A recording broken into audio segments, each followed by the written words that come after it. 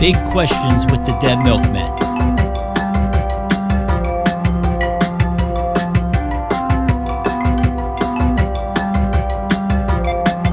Each week while working on the new album, the Dead Milkmen ask each other a question. Dan, were you aware that Barbara Bush's mother had sex with Aleister Crowley? Not until like a minute ago. Are you still going to be able to go on with the show? Yeah, actually, that's a good segue. Yeah. Today's big question is more of like a statement. Tell us something you've never told anyone. And I suppose I have to go first. And there's a lot of things I think I've never told anyone, but since this is, the Dead Milkmen, I guess I'll tell you guys that I don't know exactly how long, but for several years I was playing the wrong notes at the end of Life is Shit. Not the very end, but like the bridge end. I was always so excited for like whatever we were going to play that one day I was listening to the song on the album and I was like, oh man. And what I played for years, I guess worked because nobody else. I never noticed it. Well, yeah. I played for a while. I played the E in the chorus as an E minor. And then Joe and I were discussing it at one point. And it's okay. Yeah. Thanks for telling me. Joe knew. I had all these other like juicy things, and I thought I'm just going to talk about this. So, I think we might have known. I don't know. We might have picked up on. You know what? I'm tempted to go listen to any recordings from. I guess this was like the first 5 or 6 years, maybe, like 2008. Do you think our fans noticed? I don't know. Maybe. If they have, they've been very polite and not telling me. Maybe only the German ones. Do you remember which wrong note you played? Well, there were several. It's like the climbing, like the descending part of the when my friend and I were done part. Like the first like bunch of notes, I would get it, and then I was like kept descending. But like what Dave did was he like jumped down from like the C to the G and then F. D. Do you mean like the D minor, the D minor, D7, and then it goes to the okay, I know what you're talking about. All right. It's like Dave does interesting stuff sometimes with like thirds, and fifths even. But yeah, I guess I did something that kind of worked. I was just trying to figure it out when I was just playing around, and I was like, "Is that what I was doing? How did I think that was okay?" But, you know what Dave used to call that move? Dot, not. for the fretboard. Yeah. For the dots. They're like, oh, it's a dot, not. I might as well also take this opportunity to admit that there's a lot of parts in songs where like I played a mistake and then the next time it came around, I would play that mistake again. Because if somebody heard the mistake, if they heard it a second time, they'd be like, oh, maybe that wasn't a mistake. That's what it sounded like the last time around. So I've done that many times, especially live. I don't know about recording, but yeah, you got to own that shit. Yeah, I already talked about the recording things I have. Issues. I can't miss notes or Joe yells at me. We'll just be replaced. Yeah, I know. I will be out of there like shit to a goose. I don't know how It's not true. No, some other substance to some other animal. I'll be out of there like pluck through a duck. I went with pluck. So yeah, that's it. Okay, I guess I'm next. I wasn't quite sure how to respond to this one this week. And I have 3 things on my list over here. I can tell you all 3 of them if you want, but I feel like I've said all 3 of these before at some point, maybe. I mean, we've been together long enough that. Yeah, I didn't think we had any secrets from each other. I would think we've all heard, yeah. All right, so number 1 is I don't like the music of Patti Smith. Her books are good, but I don't really. I've never heard you say that before. Okay, I can't stand Patti Smith's music. Sorry about that. And this next one might offend two members of the Dead Milkmen. I really don't like most tattoos on anyone. I would never get one. And I understand that you don't really care about my opinion on this matter, but that's the way I still stand by it. Well, I can't get them lasered off now. I know. And you're going to pay. Get out of luck on there. Do we have But fan really- fund money for that? I'll do it. I've seen some good artwork. I mean, the tattoo artists are very talented. I just don't. Tattoos just don't do it for me at all. At the very end of Life is Shit, I've been giving people tattoos. Like, dot. no. I mean, I know what you mean. And like, I did get a tattoo like when I was 40, and I have not gotten any more. Everybody's like, you're gonna get tons of them, and I'm not really that big of a fan. I like seeing them on other people. It's like a canvas. I like that. I have a lot of respect for tattoo art. I don't know. I have one. I mean, we know a couple of really great tattoo artists, Lots. and they are great artists, but I would never want them to put a tattoo on me. Yeah, Rodney's got two or more. I don't know. He might have some we don't know about. Getting some on my stubby little legs. It's a Prince Albert piercing. Well, that brings me to number 3, actually, which is actually, I was going to say that I find septum piercing extremely unattractive. But people who have them, and again, I understand people who have them, you don't really care what I think, and that's fine. But I just, septum piercing. This They is the might first time care. you've They ever might said care. Huh. Sorry? This is the first Nope. time you've ever revealed this fact. I don't know if I I've said never heard him this say before. it. I just, I see them more and more. People are getting them more and more. And I was like, how is that? I just doesn't. I've known him for 40 years, and this is the first time I've heard this. Hey, Dean, wouldn't it be weird, though, if there's some kid that really, like out there, some young kid, he really likes your drumming, he likes to put on the show, and he's sitting there drumming along to a Patti Smith song, he's got tattoos, and appears like, it makes him mess up the end of Life is Shit. Sorry, shit out of luck. Rack, floor, not. Rack, floor. Rack, floor, leave for tour. There you go. Yeah. Anyway, those are my 3. Uh, Thank I you. always That's dread- courageous. Oh, sorry. I always dread when the topic isn't music because I normally don't do well. I tell everybody everything about myself. I can't imagine. I've known Joe since I was a teenager. I can't imagine there's anything Joe and I could surprise each other with unless somebody was in Denver when John Benet Ramsey was killed. But other than that, I thought about this the other day. This is kind of sad, but I never told anybody this story. And I was going to tell Vienna the other day. I was like, and then Vienna gets upset if she hears bad stuff about my childhood. So I just kind of shelved it. I thought, yeah, that was really weird. And I hadn't thought about it for a while.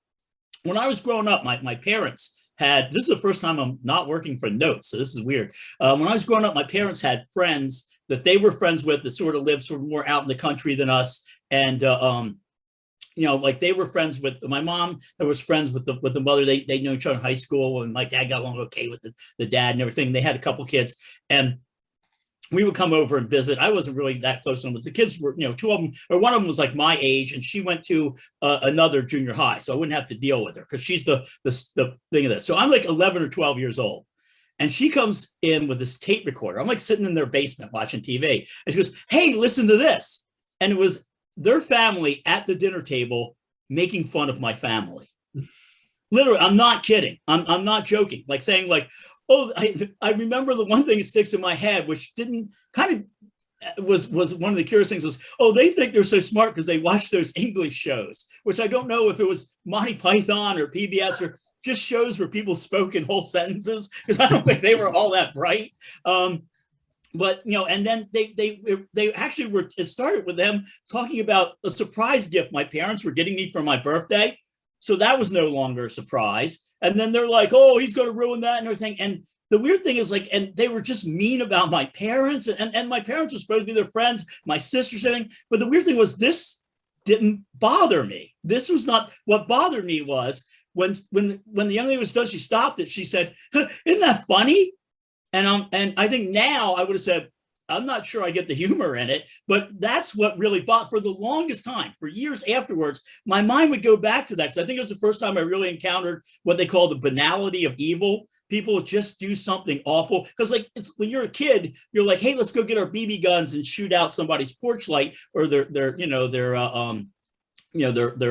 car lights or whatever. You know that's wrong. You know in your head that's wrong, and but there's nothing there to tell her that's wrong. And sometimes when I like they had the thing, people who wanted to ban mouths or, why do they get to have a Black History Month? That sort of thing. I think a lot of those people know they're fucked up, but I think a lot of them are just, what H.P. Lovecraft called like the blind idiot God. I think they're just not there. I think there's no lights there. And I'm positive that, the young lady's probably been out there screwing up people's lives for years. But I was just, every now and then I'll flash back on that and I'll think of the whole, like, isn't that funny? Like, what answer? Like, if I would never tape my family making fun of somebody and then play it for them. I mean, I wouldn't do any of the parts that lead up to that. And I certainly would go, and I was just so weird and disturbing. You tell your parents about it. No, I that's the weird thing. I never told. This is the first time I'm ever talking about it. And I thought about that when I was thinking about doing this. And I thought, I should have probably told my parents, but what are they going to do? Then I'm sort of like a tattletale, and they, and I think my parents knew that most of that family, was dumber than a box of rocks. I mean, sure they never came out and said it, but they they may have implied. And again, I always use the Nick D. Ramillo's line. I paraphrase it, which is, I'm not a snob, but I often think and say snobbish things. But we were not being, my parents aren't snobs. We were not being snobbish towards them. We were very nice towards them. Maybe I should have said something, but I didn't want my parents to feel bad for me. I didn't, I wasn't mad at them. I was bewildered. I was more like a deer in the headlights, just like freaked out that somebody would do that and then go, isn't that funny? And that to me is still the part I can never wrap my head around. Them going like, isn't that funny? I'm like, So that's just my tale of woe. I didn't know where we were going with this, or I would have done something more upbeat. But that's the most things I'm usually an open book about. And I've told people all sorts of stuff about my childhood. But it's so weird. A day or two before Dan had come up with the topic, I remembered that. And I was like, yeah, that's still fucked up. Like 40, 50 years on, that's still messed up. Well, thanks for sharing that with us. That's cool. Hopefully don't ruin my birthday. No. Well, since Rodney has a childhood memory, I'm going to bring something up from childhood too. That better not be one of my childhood memories. I don't think I've ever told anybody. When I was about 13, I accidentally shoved a D battery up into my prison wallet. Wait a minute! Stop! No, Joe, you know that there are people on the internet, edgelords, who are going to jump in at this point. Jump in, and then maybe the comment section. And I couldn't get it out because it went oblong. If you people make fun of my buddy Joe, I'm going to put a dry cell battery up. I was kind of experimenting, and that I was in the puberty experimentation age, and I didn't realize that it would get sucked in there. And I was like, "What do you do?" Positive and negative. I know. Positive was probably going in first, or maybe no, negative was going in. I don't remember that much. To this day, he keeps on going. But I panicked for a little while, and I was like, I can't tell anybody about this. And then went into the bathroom and just relaxed and sat on the toilet for a while. And eventually, with a little bit of effort, sorry to laugh at your discomfort. And that's the end of that story. And it just stayed in the back of my consciousness for a long time without. Are you sure this was an accident? It was an act. Well, it wasn't an accident. It was an accident that it got stuck, that it went all the way up. Oh my! So I learned a lesson. That's not the type of thing. Have you tried C batteries? No. That was the last battery experiment. Wait, what size battery was it? The D cell. Oh, the big kind in the flashlights. The ones that we whip at other sports teams here in Philadelphia. Yes. Yeah. Okay. The biggest Santa Claus. Like a car battery. It wasn't a car battery. Well, Joe, we certainly got a charge out of that story. All these years, I mean, I can't believe it's never became a song. I cannot believe. It has to now, I think. Has to. I think I'm visioning the next album cover.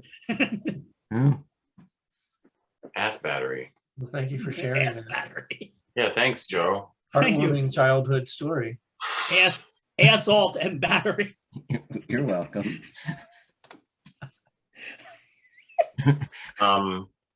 Recommendations. I hope so.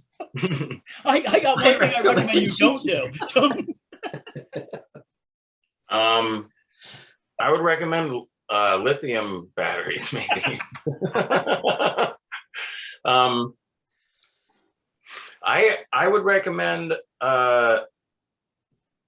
thinking about what healthy relationships are like, and maybe make sure you're not in any toxic relationships.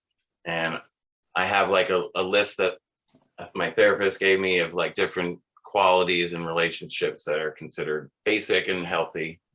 And, you know, if you find yourself not feeling those things, you don't really have to do anything, but maybe just kind of stop and talk to somebody, or reevaluate things, or write something down, or take some time away. There'll be a link, I think, to like that sheet that has like the tips. I'm currently in a healthy relationship with these batteries. What size is that? AA. Fun size. DVD AA. All right, that's it. My recommendation this week is for a YouTube video by a YouTuber named Andrew Huang. He's a very popular YouTuber. He's a musician. He's got over 2 million followers. He does a lot of videos where he, explains music gear or makes songs and stuff. I'm not a super fan of his music, but I do like his technique videos and stuff. Anyway, he has a video. He was hired by the Dial soap company to make a commercial. And what he did was he sampled this new product that came in a box, and he used just the product sounds he could make with the new product to make a song. And he plays the commercial that he made, which is basically a song. And it's pictures of him making the sounds with the product. And then the rest of the video is him showing you how he did it. It's very interesting. And he also includes a very tricky video editing sequence at about the minute 22 mark. So if you want to check that out, just pay attention. It's at the end of the opening movie or opening commercial. It's called Making Music with Soap Challenge. So that's it. I like Sting. Now, I'm not a fan of his music. I just like the fact he's still out there making it. That reminded me of from Zoolander. Okay, since it wasn't about music and I get traumatized when I have to talk about myself, I get 3 recommendations this week. So first recommendation, if like me, you like your horror movies with lots of atmosphere and lanterns with candles in it and all that, I would recommend from 2021, The Last Thing Mary Saw. It takes place in 1830s in upstate New York, which was the birthplace of just about every weird religion you can think of. It's about a young lady falling in love with the maid and her family, and obviously the religious people of the day not taking kindly to that, but it gets really, really weird. You see a lot of tortures that they actually made people go through, like kneeling on rice. So it's not what you call a pleasant, upbeat film, but it does feature the actress. What, excuse me? Cooked rice? No, I don't even know. I don't think they could cook rice back then. In 24 years of marriage, I've never kneeled on the rice. But it's got, if you saw the film The Orphan, it's got the young lady who played the orphan in it. And once you realize that, you're like, you can't like not think that. So it's really, really good, really atmospheric. Some people didn't like it as much as I did, but Vienna and I, we really loved it. We thought it was good. My next recommendation, and about the Last Thing Mary Saw, is you can see that on Shudder. My next recommendation is free on Tubi, and it's called Dark Side of the Ring.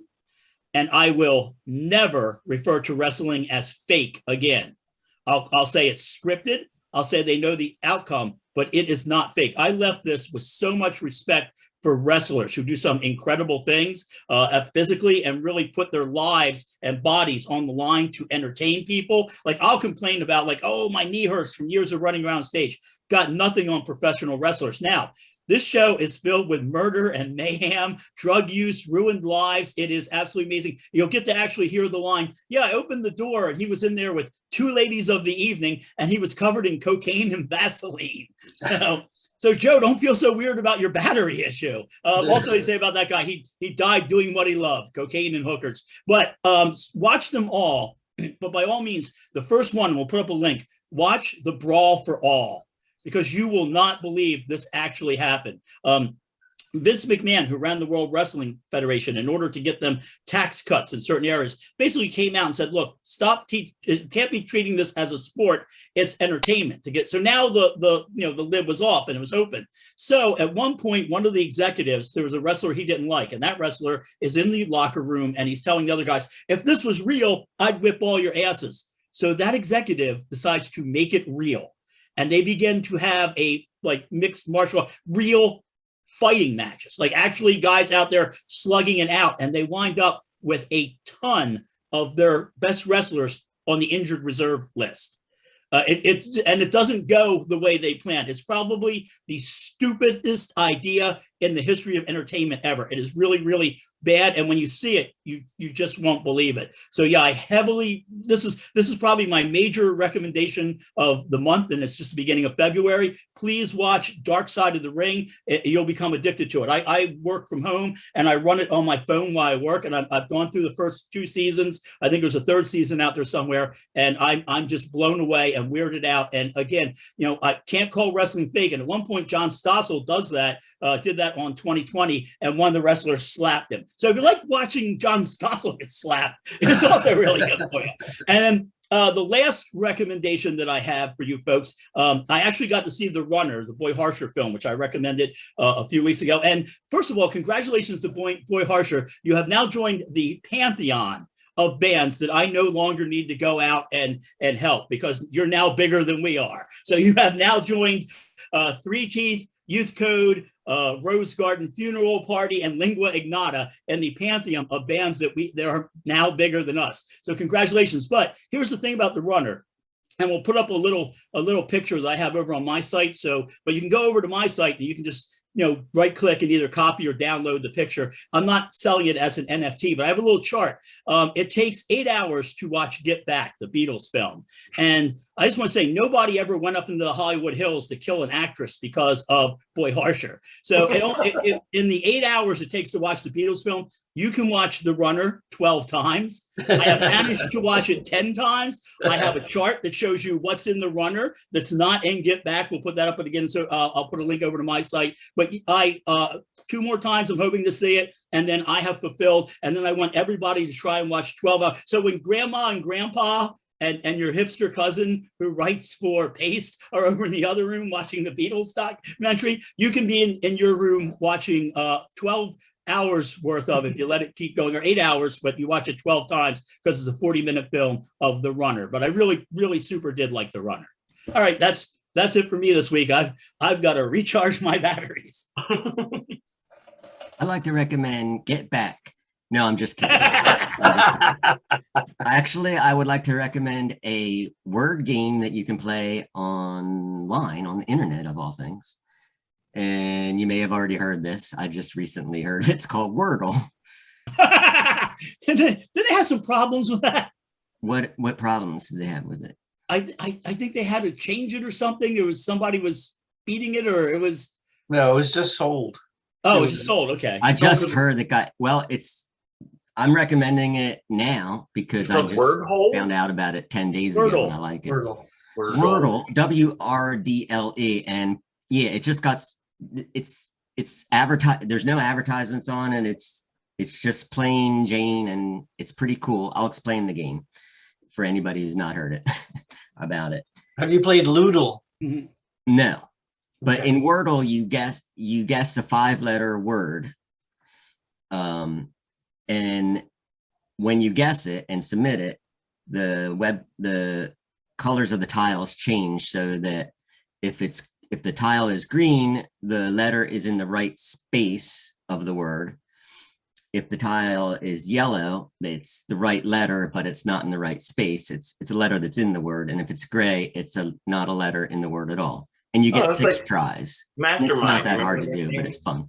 Yeah, it's The basically code, Mastermind. You had it It's in the right. mastermind for words. You're right. That's a good analogy. And yeah, it got bought by the New York Times, but it's still not New York Times yet.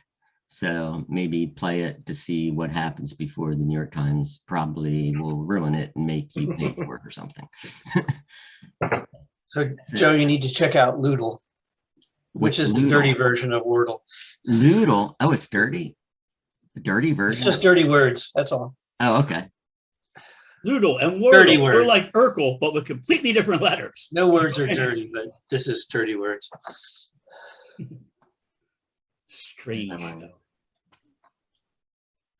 Wow, I think this is record time. Yeah, I've got to go, and I've got to go run. I got to go help Mark Zuckerberg dig through his cushions on his couch to find change. He's hoping to buy a burger. $30 billion. He lost $30 billion. If I misplace a 20, I tear the house apart. I'm like, God damn it. But doesn't he still have a lot left? Oh, yeah. No, not when I get through suing him. All right. All right. Good night, everyone. I hope we didn't traumatize you too much.